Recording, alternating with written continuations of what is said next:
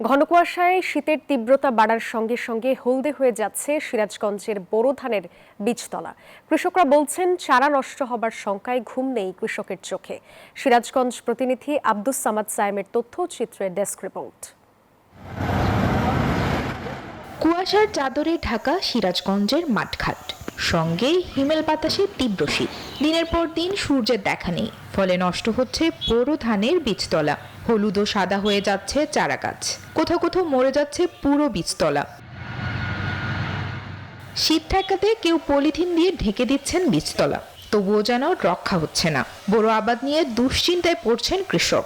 প্রচন্ড ঠান্ডার জন্য একেবারে বীজতলা আমার শেষ হয়ে গেল। বেশ কয়েকদিন হলে সূর্য ওঠে না, ঘন কুয়াশার সকল বীজ একবারে সাদা হয়ে যাইতেছে।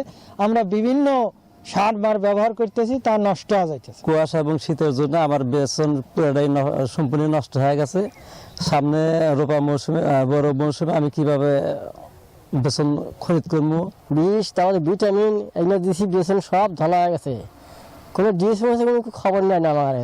বীজতলা বাঁচাতে পলিথিন, ছত্রাকনাশক ও জিপসাম স্প্রে ব্যবহারের পরামর্শ দিচ্ছেন কৃষি বিভাগ।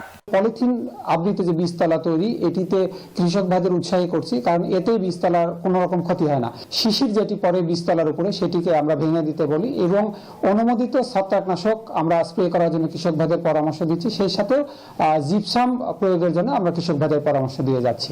চলতি বছর বোরো আবাদের ৮,৯৮০ হেক্টর জমিতে বীজতলা হয়েছে। Desk report, news 24।